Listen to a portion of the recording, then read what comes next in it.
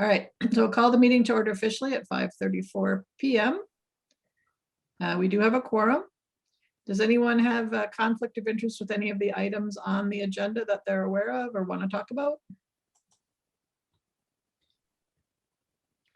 Okay. I would then accept a motion to adopt the agenda as included in the meeting invite. So moved. Scott Eichen. Seconded.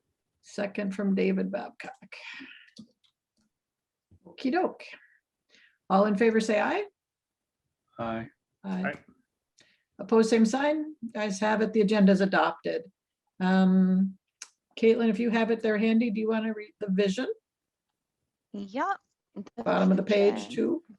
The vision. As we look to the future of the KinniCC, we see an enhanced river corridor with the heart of the community, with a free-flowing cold water stream and habitat that everyone can access and enjoy. In our community, we see a network of partners, private and public landowners, and passionate, engaged citizens acting to create sustainable development, educational, recreational, and public spaces that attract economic, public, and private investment. Yay. Thank you for reading that. Exciting. All right. Minutes approval. Minutes for the May meeting were included in the invite. Hopefully I captured everything. If there's any comments or edits before I accept a motion to approve, please make note of that. Okay, I'll accept a motion then. I'll move it. So moved. Caitlin, And I'll you second. beat him. You beat him. Scott, was that you on the second? Or David? Scott. That was Scott. me. Wasn't sure. All right. Any other questions, comments, or discussion on the minutes? Hearing none, all in favor say aye. Aye. Aye. Aye. Opposed, same sign. Guys have it. The minutes are adopted and will be filed. We are coming up on the end of our fiscal year. At the end of this month, I'm going to be filing appropriate notices with the Wisconsin DFI as part of the financial review. I'll work with David, the treasurer, and if I need help from Steve Goff, he'll weigh in pro bono. So we'll get that done by the end of the month because that's when it's due. So I'll send that out when it gets filed, along with the financial report for the year, probably right after the first part of July. Get the financials and the bank statements back and everything. So we're still looking, if we can, to add board members for our next term for July 2021 and beyond. Typically a 3-year term, but we'd accept officers or board members for shorter periods. So if anybody knows of someone who would think would be a good candidate, or you want to put somebody forward, we can certainly talk about them today, or we can talk about it again in July. So I've talked to a few people right now. Those folks that I had identified have said not yet. So we'll keep them on the hot list, but it's good to have them involved in other ways. Yeah, I've talked to a few folks as well, and there's interest, just no action from any at this point. So we'll keep pressing on it. Okay. Keep those individual invites coming, and as we get some hands-on projects going, maybe people will take a more active interest. It's hard to sit on an administrative board and not feel like there's things you can actually do, right? Michelle brings that up regularly, so it'll be good to be able to do some real work over the next year or two. Okay. Public relations then, updates from Caitlin and or Amanda and David on the annual new or the summer newsletter. Yeah, I can start us off first for social media. So we did have an issue that Amanda and I were able to troubleshoot in terms of Meet Edgar not working with our Instagram account. What we found was that the Instagram account was actually set up as a private as opposed to a public account. So we went ahead and fixed that. The past couple of public relation committees that we've had have been working sessions. So we've really built out our schedule in Meet Edgar to post to both Facebook and to Instagram. Our followers on Instagram have actually increased quite a bit since launching it in March. Yes, I believe I have that date correctly. And then our Facebook account has grown a lot in terms of engagement.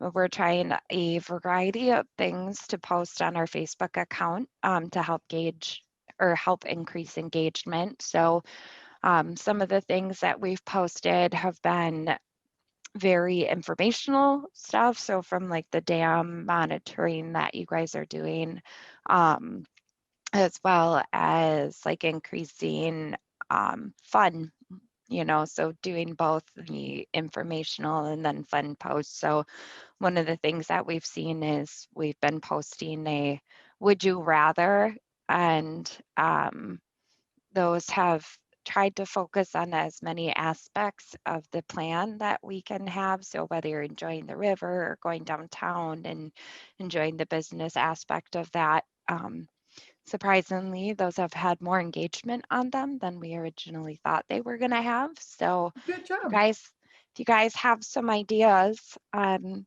any would you rathers, they've ranged from would you rather hike or fish or paddle, go to a brewery or go to a winery. So I'll take any of those suggestions because we're running out of ideas. Other things that we have been working on, we've built up quite a good backlog in terms of our social media posts that we can put out. So that's exciting. Any additional items are always welcome. So whether that's, pictures or videos, any content that is pretty short and quick and to the point, we found that our followers tend to use that and like that as well. We're trying to continue to find ways to engage our followers as much as we can. So trying to encourage them to get out. We haven't had any really negative responses, which has been good. And then the other thing, I know it says on here for the partner videos. So when Amanda can provide a response on that, I'll let her provide that more. Yep. That's about all I have from the public relations. So any questions? So can I ask, have you and Amanda talked about maybe trying to get back together as a board in person starting in July? We were just talking about that with Brant and the city. They're going to have their council meetings starting in July, being in person. We haven't talked about that. I do know that my term is up in July. So I don't know if we want to talk about that at all on our board meeting today, because I know it was on the agenda. So I don't know if with my position, if we want to mention that at all or talk through it. But yeah, I mean, the officer roles are typically a couple of years, so we could vote you in again if you're willing to serve as secretary, or if you want to change roles, we can talk about that. What would you like to do? I don't know if my schedule would allow me to stay on as secretary, and I would feel horrible committing to something that I can't necessarily give 100% to. Okay. So you would like to step down as secretary and just stay involved with public relations? Is that your plan? Yeah. Okay. So then we'd have to fill a secretary position. Another reason to recruit. Oh, Not and bad. speaking of recruitment, we have been putting out posts. Some of them have been what we first used to recruit new board members. So we have been making those posts on both Facebook and Instagram, just saying, this is what we're doing. This is what our goal is for the board. And so those have been going out on a regular basis as well, just getting our followers. And we want to start partnering too with the Kinney Conditions group and seeing if they'll let us post in there as well to maybe recruit some board members from there. So we are putting that effort out on Facebook and Instagram as well. Okay. Well, we'll certainly chat with Amanda too. Maybe she's ready. I don't know, with planning to move and buy a house, she may not be to consider the secretary role, but that'd be another option. Great. Well, thank you for sharing your plans with us. I'm glad you're going to stay on the board for the rest of that board term.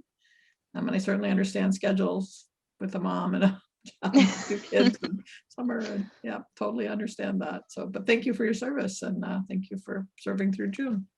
Oh, it's my pleasure.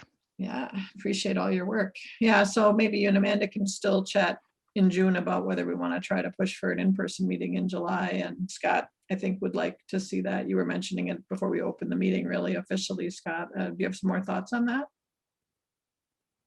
Yeah, I'm in favor of meeting in person, or if the overall preference is to do Zoom, I'm up for that as well. Really either way works best. We may want to consider doing kind of a hybrid, still do the remote capacity if need be, if some people can't make it or don't want to. But I'd be in favor of in person. So is your facility at the hotel available for us to meet at that conference room again, or do we need to look for a space? Yeah, absolutely. It's Okay, definitely well, maybe- available. So if you guys would prefer to meet there, we can, on nicer days, we could meet outside too. Whatever the preference is. Just keep me posted as far in advance as we can, and I can set aside those dates. Yeah. So our normal meeting date for July is the 13th, which is the Tuesday before River Falls Days this year. I don't know if that impacts your availability. Scott, do you want to check on dates for those Tuesdays in July and maybe let us know? Because we can move it out. I'll check on that right here in the meantime, actually. Okay.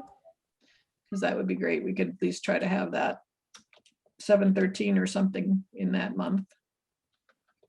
Yeah, it would be, okay, 7/13 would be the date. Okay, yeah, let me check on that. I'll get Check on back that, to you let as us soon as I know know. for We sure. can schedule the meeting around that availability, if that works for everybody else. Okay.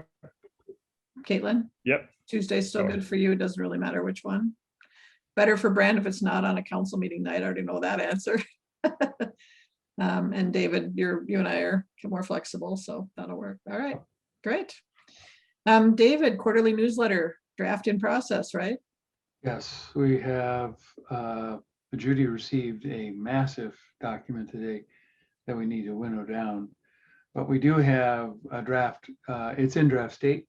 It'll go out to the others as soon as we make our first pass, then we'll send it out for others for comment. I did send a note to Duke today to see if there's anything from finance that he wants to include. Amanda and Caitlin had one item to share, and that, of course, is Scott's new baby. So that's featured prominently, maybe a front page article with the baby. So we'll see what we can do about that. Other than that, we should be ready to publish by the 15th. Okay. Yeah, I think our target is the solstice, so the 21st or so, to get it out published and kind of on our social media space. So having it ready a week before is always helpful. Right. And city's still doing electronic newsletters going forward, right, Brant? So they just did, are they doing monthly or quarterly? Quarterly. Quarterly still. So their next one will be due in July or August. Yes. Okay, great. So we'll kind of coordinate with you on any content suggestions for Mary to consider. Mostly probably about any news on the dam. I'm sure people will want to know an update. They always do. Great. So content, David, we're going to do some recaps of the Joint Finance Committee appeal for legislative support and funding, right? The testimonial given. And then there's kind of a timeline update based on the couple filings the city has done with the Federal Regulatory Commission to move Powell Dam to DNR. Right. We applied for a grant, which I'll talk about in the next section, so we'll highlight that. And we've got some discussions going about prairie seeding, native grass seeding, and the impoundment, working with TP and TU. So the city's agreeable to us working on that. So a hands-on opportunity over the next few months to work that, and maybe some other things down there.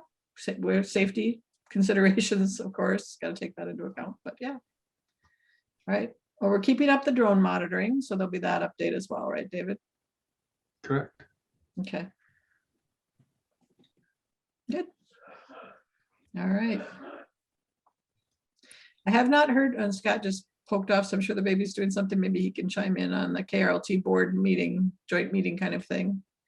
I haven't heard anything from Charlene. Have you heard from Charlene Simonson about getting together? Okay. Yeah, actually, my computer was just about to die, so I had to pop over to a charger. Switch equipment. I was actually going to ask you the same thing. I think if I'm not mistaken, we were just waiting at last point of contact for a doodle Yep, poll. she was from, I supposed to think, send out a Charlie. doodle poll. I think between you having the baby and me having surgery, she just put it on the back burner. So I'll follow up with her, or you Okay, can. And which was maybe nice. both of us can, and that'll get her going. Yeah, yep, Okay. absolutely. And Yeah, I and think there- she had Yeah. a recent leave of absence, so she probably had a lot to catch up from. Yeah, too. she got married again, yeah. And they have their annual meeting this week, so I'm sure that's top of mind for now, so. Yeah, I want to meet with the new president and board members because Allison Page will be done now as of the end of July, so, or end of June. So, yeah, so there'll be updates on both sides. Okay, good. All right, on behalf of Duke then, if you're ready to move on to projects and funding. He has worked with the city and Trout Unlimited and the lobbyists and so on to stage as best we can for a joint finance resolution that includes the funding we need for the dam removal in this 2021-2023 budget cycle. All signs so far are good, but of course, things can happen as they negotiate. So at this point, joint finance has passed it through some of their churn. I don't know if you know anything more, Brant, if you've heard anything different, but I think contacts to the legislators from key members of the lobbying kind of connection group have gone out or are in process just to reinforce the request. And also working with the Democratic side of the house to keep our governor from line item vetoing it once it gets in the budget. So a little bit of a tricky strategy as lobbying always is, but it seems to be going as well as we could expect given all the trade-offs. So more to come on that next time I hear from Duke, I'm sure, because he's keeping pretty close tabs on that every day. I included with the materials in the invite a copy of the pre-proposal, which is the short version of a grant request to the National Fish and Wildlife Foundation for Bring Back the Natives. I worked a little bit with Kelsey Coart at the university and Katie gave me some ideas on the invasive mitigation. And then the rest of it kind of came out of my brain and Duke's brain. So it's as best we can do given what data we have. I was a little disappointed to find as I hunted through everything that there wasn't any DNR fish count data for South Fork or Rocky Branch that was current. So Kelsey got me on to the biology professor at the university who may have some data. So I'm going to see if I can get that to sort of get some better baseline information.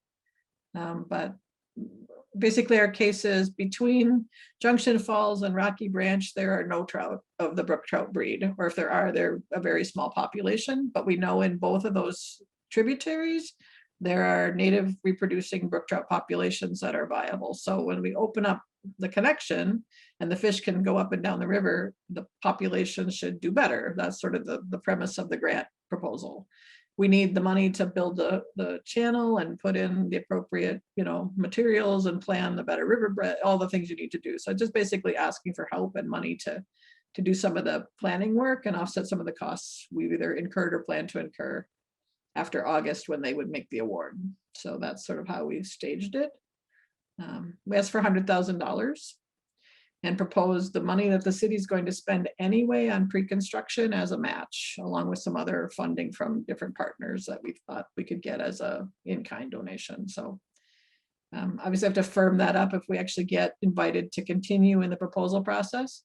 So that'll be the next phase, is sort of talking to everybody about what do we really think the budget's going to look like and how do we want to, spend our energy. So, which is a good exercise for us, it's things we can actually work on. And a subset of that work then was a conversation with Kevin and Brant over the last couple times we've connected on just a city touch point about using native prairie seeding in the impoundment, even though the final channel isn't in place. Kevin and Scott Simpson gave us permission to sort of do that as long as we coordinate with them, let them know when we're gonna have people down there and make sure we're safe and sort of all of that. So I talked to Yvonne Hunt at TPE today, and she's going to put together a seed mix recommendation and some costing for us in terms of paying for the seed. Given the cost of seed that I've talked to her about, I think we would have money in our own coffers here at KinniCC to pay for part of that. Maybe we could partner with TPE or TU to cover part of it, but they'll get it at a discounted rate, so it'll be cheaper than we could buy in the commercial market. And then they'll help us with the seeding plan and kind of timing and stuff like that. So should be a good exercise and something people can get involved in, in terms of how we might spread the seed. I don't know if it'll be mechanical or by hand or spreaders or whatever. The TPE folks will tell us that. So the parent enthusiasts will be a big part of this process. So questions about that? Judy, as we get moving further with that, and since it's kind of like our first big thing that we can Yep. do hands-on, Yep. I'm wondering if we should like alert the newspaper or something just to be down there to help take pictures. And Yep. I don't know if there's any kind of like celebration we can do as like a We certainly can kickoff. think about that for sure. Yeah, I just think that would be a good thing, you know, to celebrate our first big hands-on. Yeah, more of a milestone project kind of thing. Yeah. Because it's certainly Yeah. a long way to the end of this project. So the milestones celebrations are very important, Caitlin. You're absolutely right. And the city has done some seeding down there with some cool season grasses, so it's not completely black dirt or whatever, but we'd like to get some native plantings in there if we can. Yeah. So that's really the main kind of updates. Duke made a really good contact at Patagonia. They're researching their grant program access for us in terms of what the new sort of structure is. So he's expecting a response back from them from that private funding. And Bike Off and Rhodey had their leadership retreat and funding discussions this last week. So I'm hoping to hear positive news from them on a private grant or gift, because they've made promises along the last couple of years. I'm hoping they'll be able to give us something. So, you know, it's looking good in terms of getting that $60,000 we committed to, Brant. I know that's the news you want to hear and be able to share. So we're working on it as hard as we can now that the coffers are open again post-COVID. So, yeah. And then individual asks for those kind of that other capital campaign we're doing will follow over the summer. So we'll get some additional individual gifts. As always, as a board, you're encouraged to give when you can. I know everybody's got their own commitments, but if you wanted to make a regular monthly or quarterly gift, we can set that up as an easy thing to, you know, apply to your credit card or wherever you want to have it drawn from. So you don't have to think about it if you want to make those commitments. So we encourage you to do that. It's good to have board support. I will say, just a plug for the Amazon Prime. And Mhm. if you put Oh, KinniCC as your charity of choice, it is so easy to donate It towards is. that. And We've raised almost $200 through Amazon Yeah. Prime since the beginning of the year. yeah, So so that's a good job. You can anyone, report that if you want. that is really exciting. Yeah, to it me is, to because know. it's pennies on the gift, right? It's pennies on the Yeah. purchase. So think about how many gifts we've been doing to get that. Yeah, exactly. So anyone, feel free to pass that along as well to change it to Amazon Amazon Prime. Prime. Yep, we're set up in there. And I got a notice from Facebook when I was setting up the meeting invite this time that said, hey, you could set up to donate to KinniCC as a fundraiser. I'm like, cool, maybe we're getting closer to actually getting a donate button from them. So I have to check that out. But anyway, it was. And then after you get to donate, then you got to jump through all the hoops to actually get the money. I know, which is I know. But you know more what? One challenging. step at a time, we'll take it. Yep, Yeah. exactly. Yeah. Judy, you Yeah. talked a little bit about the Joint Finance Committee Yeah. through the state. Do you know is there a tangible date that they have a deadline, or is it just whenever they can come to a consensus? Well, I think they have to complete maybe they've already completed their recommendations. The budget itself has to be voted on by the end of June, Brant, or the end of July, end of June, right? So they have like 3 weeks left. Okay. The state budget Okay. has to be adopted or whatever happens. I don't know what the consequences if they don't, but Yeah, the last time they did this, the budget got voted on, I think, at the end of June, and then the governor made his vetoes in the beginning of July, essentially. yeah. Okay. Yeah, 'cause the budget is for July 1, 2021 to 2023, right? June 2023. So if they don't have a budget, in theory, they couldn't spend money. So the legislature has to get it done. Got That's to get the it done. pressure point. Yeah, Yeah. absolutely. But it's horse trading at this stage, right? Every trade-off for everything people want. So Yeah. When I chatted with Duke a couple of weeks ago, we talked about that a bit. Both Duke has been having a number of conversations with legislators. I've actually been able to connect with a couple myself. I job. ran into Shannon Zimmerman and his wife at the grocery store, and had a really good conversation with them a couple of days after. And it sounds like Shannon is really, really behind the effort. He's fully aware of the impact.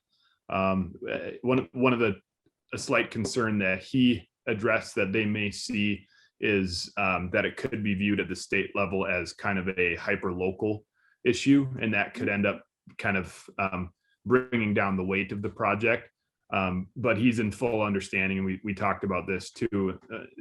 The project overall has a really more of a regional impact, really. I mean, the Kinney is such a heavy hitter of a river when it comes to Western Wisconsin, and even, you know, a greater part of Eastern Minnesota. So he sounded optimistic about it though. And I know as well, Senator Rob Staffsholt is fully aware of the weight of it too. So Good job. I think it's as good as possible. So Yeah, well done. Well done. Yeah, I know the contacts like Scott Wagner and others at the TU group have had a lot of similar conversations. So the more times, I guess, that those folks hear the message from us and their staff hears it from us, the better. Yep. So yeah, got to flood those email inboxes and voicemail exactly. box. With positive comments like, please vote for this. Yep, exactly. Or please don't veto this in some cases, right? So that's the other side of it. Yeah. Yep. All right. Well, Sean, since you're on, I'm going to take a little segue in this section and ask if there's any update on what's going on with the monitoring plan that was published in May for the river. Is there a working group meeting or monitors being placed in the river, or do you need help with anything or anything you can share?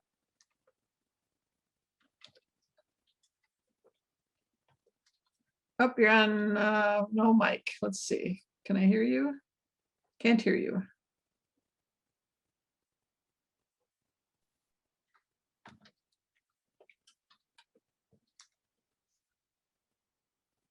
I can see you.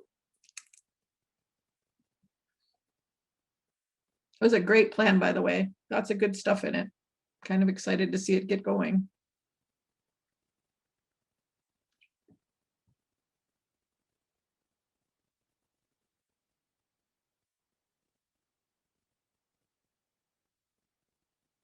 Gotta reset the mic.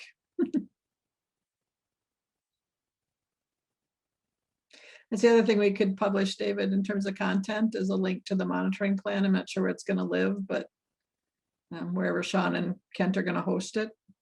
If they don't have a place, we can host it. So just a copy of the plan so people can read it Yeah, we can.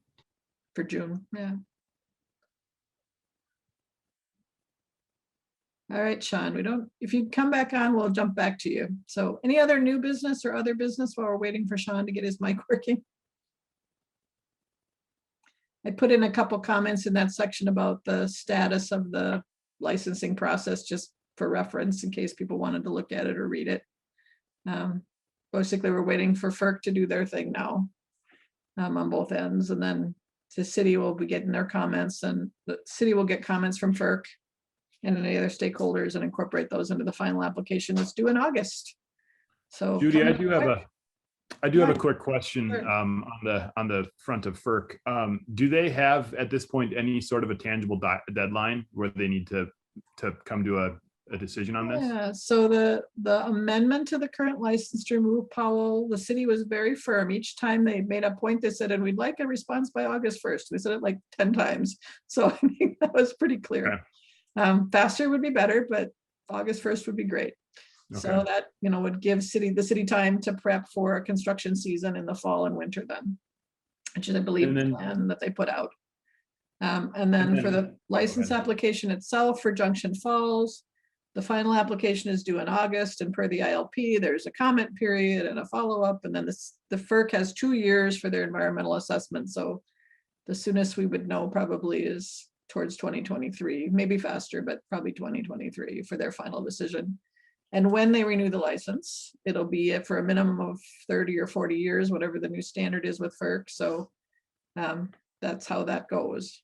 Then we just have to amend our license application in the future as a community when we're ready to remove Junction Falls and go through that process again. So And then on that same front with FERC, do we feel that it's still of interest to get together a template letter to be sending them to kind of get it on their radar, or is that something that won't I really think it have would be an impact? useful to support the license application. Right now, we just have the pre-app in, and there wasn't more really to say than what we'd already piled on. So when we get to that final application stage, I think the city would appreciate a letter of support from kind of all the groups that says, Mhm. we support this relicensing of Junction Falls with the understanding that, at some point we'll apply to get it removed, but for now, we're okay with this. And then, we can spend our energy on removing Powell and kind of proving the point. Right, so that's the strategy we've agreed on for now. Seems to be working, so, yeah.